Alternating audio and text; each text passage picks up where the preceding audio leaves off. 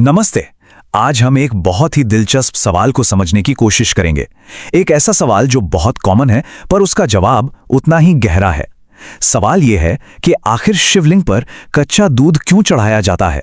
शिव मंदिरों में ये नज़ारा तो सबने देखा ही होगा। भक्त बड़ी श्रद्धा से शिवलिंग पर दूध चढ़ाते हैं। ये इतनी आम प्रथा है ना। पर क्या कभी ये ख्याल आया कि इसके पीछे की असली वजह क्या है? क्या ये सिर्फ एक रस्म है जो चली आ रही है, या फिर इसका कोई गहरा मतलब भी है? ये नज़ारा सच में बहुत जाना पहचाना और मन को शांत करने वाला होता है। हमारी संस्कृति और आस्था का एक बहुत ज़रूरी हिस्सा है ये। पर बात सिर्फ इतनी ही नहीं है। ये सिर्फ एक परंपरा से कहीं कहीं ज़्यादा है। इसके पीछे छिपी है एक ज़बरदस्त कहानी और एक बहुत गहरा फलसफा।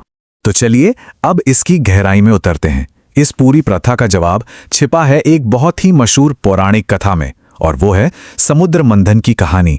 ये कहानी सिर्फ देवताओं और असुरों की लड़ाई की नहीं, इसमें तो जिंदगी के बड़े बड़े सबक छुपे हुए हैं।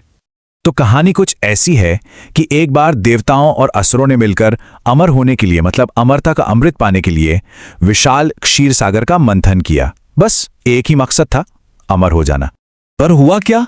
अमृत निकलने से ठीक पहले उस मंथन से निकला हलाहल नाम का एक भयानक जहर। और ये जहर इतना खतरनाक था, इतना खतरनाक कि उसकी गर्मी से, उसके धुएं से पूरी दुनिया के खत्म होने का खतरा मंडराने लगा। चारों तरफ बस डर ही डर था। जब कोई भी उस जहर का सामना नहीं कर पा रहा था तो सबने मिलकर भगवान शिव से प्रार्थना की, और तब महादेव यानी भगवान शिव आगे आए और उन्होंने पूरी सृष्टि को बचाने के लिए वो सारा का सारा जहर पी लिया। तो इस महान बलिदान का असर क्या हुआ? देखिए, सबसे पहली बात तो यह है कि वो जहर इतना तेज था कि उसने शिव जी का गला नीला कर दिया, और बस तभी से उनका नाम नीलकंठ पड़ गया।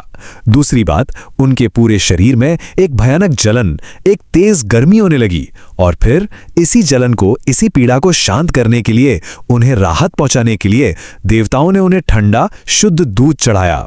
बस कहते हैं कि यहीं से ये दूध चढ़ाने की परंपरा शुरू हुई। तो ये तो हो गई पौराणिक कहानी, लेकिन जैसा कि हमारी ज्यादातर कथाओं के साथ होता है, इसका भी एक बहुत गहरा सिंबॉलिक मीनिंग है, एक प्रतीकात्मक अर्थ है। ये कहानी सिर्फ एक देवता की नहीं है, ये तो कहीं ना कहीं हम सबके जीवन से जुड़ी है। तो चलिए अब इसका प्रतीकवाद समझते हैं। और इसका सिंबलिज्म ना बहुत ही खूबसूरत है। कहानी में जो जहर है वो असल में क्या है? वो है हमारे अंदर का गुस्सा, नफरत, जलन, मतलब हमारी सारी नेगेटिव फीलिंग्स। और दूध जो अपनी सफेदी और प्योरिटी के लिए जाना जाता है, वो शांति, पवित्रता और अच्छाई का प्रतीक है, जिसे सत्व गुण भी कहते हैं। तो इसका मतलब क्या हुआ? इसका मतलब ये है कि ये जो दूध चढ़ाया जाता है वो सिर्फ किसी देवता की शारीरिक जलन को शांत करने के लिए नहीं है।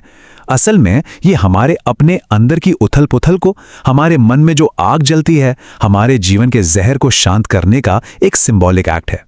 चलिए अब थोड़ा और आगे बढ़ते हैं और इस पूरी प्रथा के असली रहस्य को समझते हैं।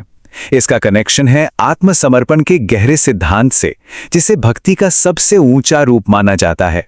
एक बहुत ही गहरी बात कही गई है, ईश्वर को कुछ चढ़ाना असल में खुद को समर्पित करना है। मतलब जब हम कुछ अर्पित करते हैं ना, तो हम सिर्फ कोई चीज नहीं दे रहे होते, हम तो अपने अहंकार का, अपनी इच्छाओं का, अपनी पहचान का एक हिस्सा ईश्वर को सौंप रहे होते हैं। तो ये जो दूध चढ़ाने का काम है, ये किस चीज का प्रतीक है?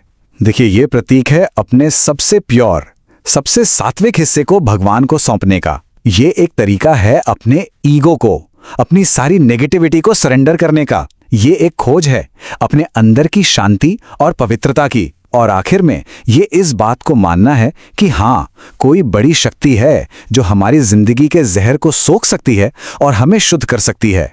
तो इस तरह से देखा जाए तो ये रस्म सिर्फ एक बाहरी काम नहीं रह जाती, ये तो शुद्धि और भक्ति का एक बहुत ही पर्सनल, एक बहुत ही गहरा काम बन जाता है।